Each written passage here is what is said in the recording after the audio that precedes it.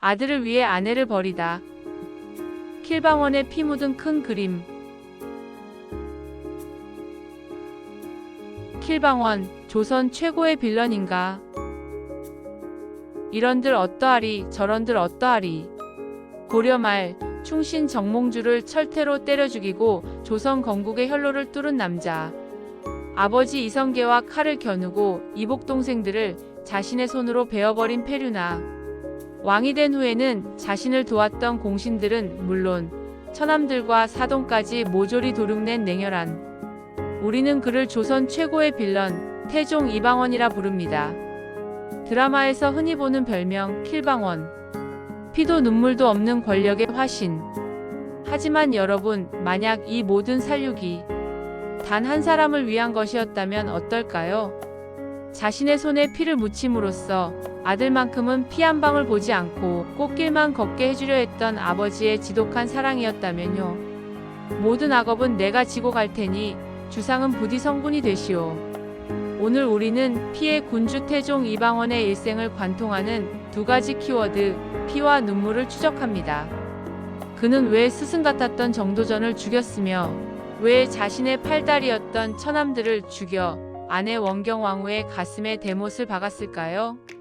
조선의 기틀을 다진 강력한 왕권 뒤에 숨겨진 고독한 인간 이방원의 진짜 이야기를 재구성합니다. 킹메이커 대 킹, 정도전과의 이념 전쟁.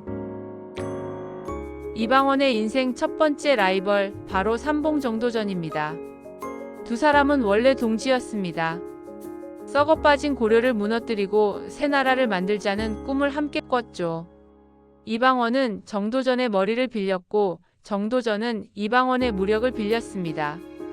하지만 조선이 건국되자마자 두 사람의 동권은 파국을 맞습니다. 이유는 단 하나, 누가 이 나라의 주인인가? 라는 질문 때문이었습니다.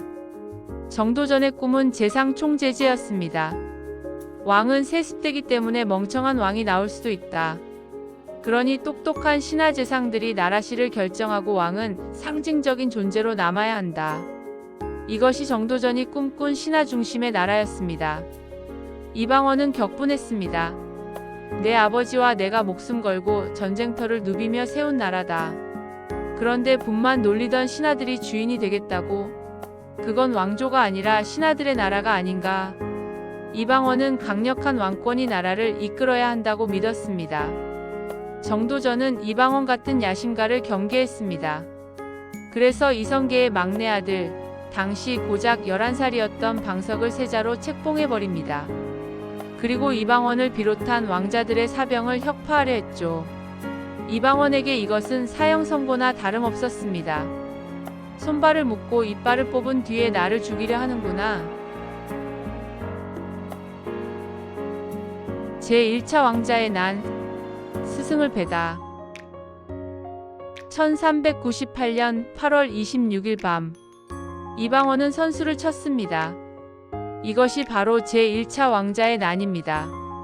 명분은 정도전 일당이 왕자들을 해치려 했다는 것이었지만 본질은 이념 전쟁의 종지부를 찍는 거사였습니다. 이방원의 칼끝은 정확히 정도전을 향했습니다. 술자리를 급습당한 정도전. 그는 이방원 앞에 무릎 꿇렸습니다. 실록에 따르면 정도전은 예전에 내가 너를 살려주었으니 이번에도 살려달라고 비굴하게 빌었다고 기록되어 있습니다. 물론 이는 승자인 이방원 측의 기록이라 왜곡 가능성이 큽니다. 이방원은 망설임 없이 스승이자 정적이었던 정도전의 목을 뱁니다. 그리고 이복 동생인 세자 방석과 방번까지 모두 죽입니다. 아버지 이성계는 이 소식을 듣고 충격에 빠져 알아눕습니다. 내 놈이 기어이 형제를 죽이고 아비의 가슴에 칼을 꽂는구나. 이방원은 즉시 왕이 되지 않았습니다. 둘째 형 방과 정종을 허수아비 왕으로 세우고 자신은 실권을 쥐었습니다. 그리고 2년 뒤 친형인 방간이 일으킨 제2차 왕자의 난까지 제압한 뒤에야 비로소 1400년 조선의 3대 왕 태종으로 즉위합니다. 피로 씻은 옥자. 그 무게는 상상 이상으로 무거웠습니다. 킹메이커 원경왕후와 민씨 형제들. 이방원이 왕이 될 수 있었던 결정적인 조력자, 바로 아내 원경왕후 민씨입니다. 그녀는 여걸이었습니다. 정도전이 왕자들의 사병을 빼앗으려 할 때 무기를 몰래 숨겨두었다가 거사 당일 이방원에게 건넨 사람이 바로 민씨였습니다. 그녀의 친정 동생들인 민무구, 민무질 형제 역시 매형을 위해 목숨 걸고 싸웠습니다. 태종이 즉위하자 민씨 가문은 조선 최고의 외척이 되었습니다. 왕을 만든 가문이라는 자부심이 하늘을 찔렀죠. 민무구, 민무질 형제는 세자 양녕대군의 외삼촌으로서 차기 권력까지 예약해둔 상태였습니다.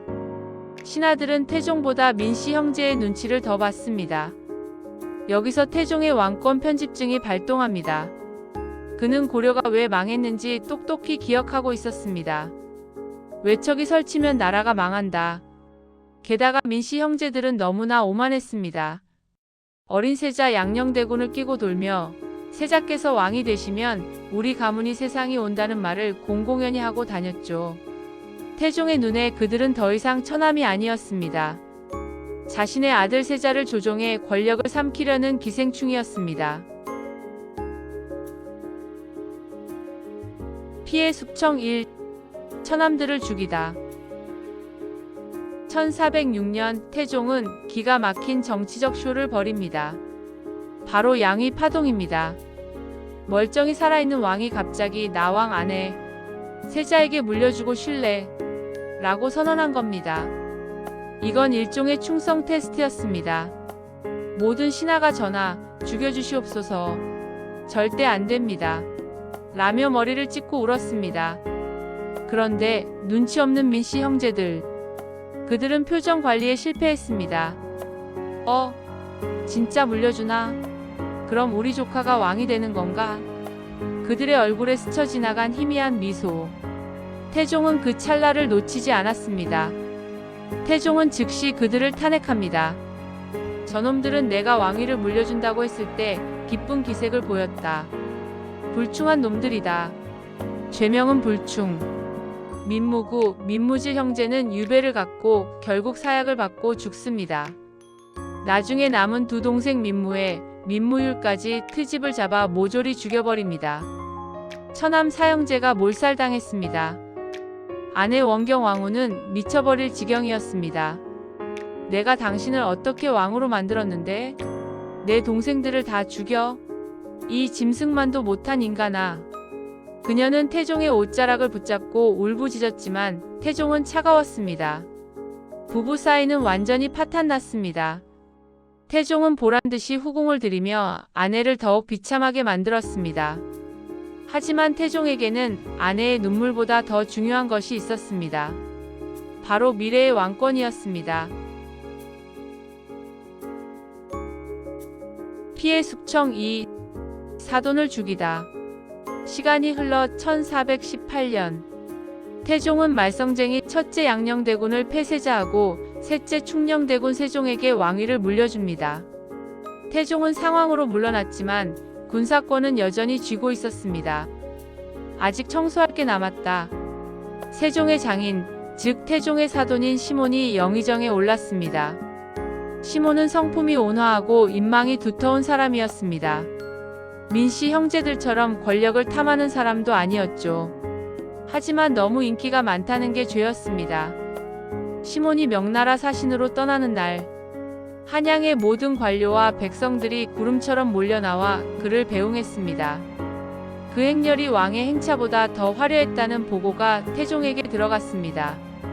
태종은 서늘하게 웃었습니다. 백성들이 왕보다 영의정을 더 따르는구나. 저것도 위험하다. 시몬이 명나라에 가 있는 동안 태종은 덫을 놓습니다. 군사훈련과 관련된 사소한 보고체계 위반 사건을 시몬에게 뒤집어 씌운 겁니다. 명나라에서 돌아와 압록강을 건너자마자 시몬은 체포되어 의금부로 압송됩니다. 세종은 울면서 아버지 태종에게 매달렸습니다.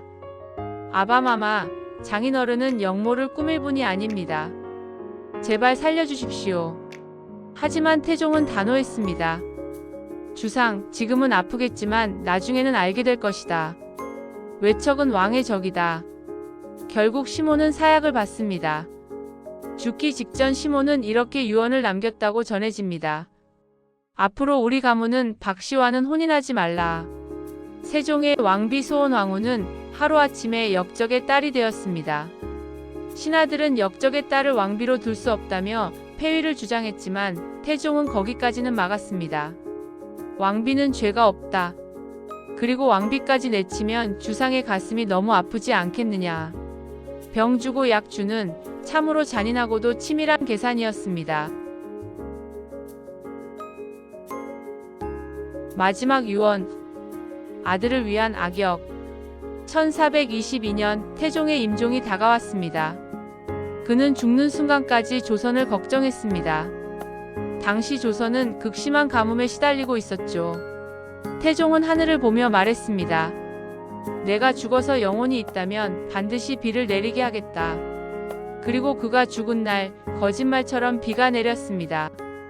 사람들은 이 비를 태종오라 불렀습니다.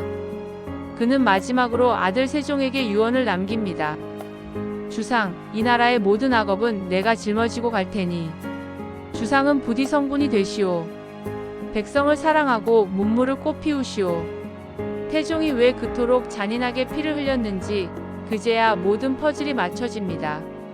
자신이 외척을 다 죽여놨으니 세종은 외척 눈치 볼 필요 없이 마음껏 정치를 할 수 있었습니다.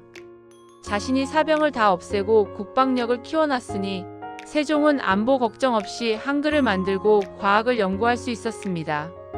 자신이 악역을 자처했기에 아들은 성군이 될 수 있었던 겁니다.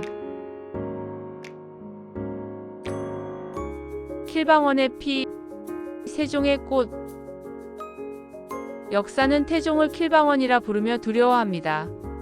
하지만 세종대왕이라는 찬란한 꽃은 태종이라는 거친 뿌리가 흙 속에서 피와 오물을 빨아들였기에 피어날 수 있었습니다. 태종은 알았습니다. 누군가는 칼을 들어야 하고 누군가는 욕을 먹어야 한다는 것을. 그는 기꺼이 그 짐을 짊어졌습니다. 아내의 가문을 멸망시키고 며느리의 아버지를 죽이면서까지 그가 지키고 싶었던 것. 그것은 단순히 자신의 권력이 아니라 조선이라는 나라의 미래, 그리고 사랑하는 아들 세종이 걸어갈 꽃길이었습니다. 가장 잔혹했지만 가장 현실적이었던 군주. 그리고 세상에서 가장 비정했지만 누구보다 아들을 사랑했던 아버지. 태종 이방원의 진짜 얼굴은 어쩌면 피 묻은 칼 뒤에 숨겨진 고독이었을지도 모릅니다.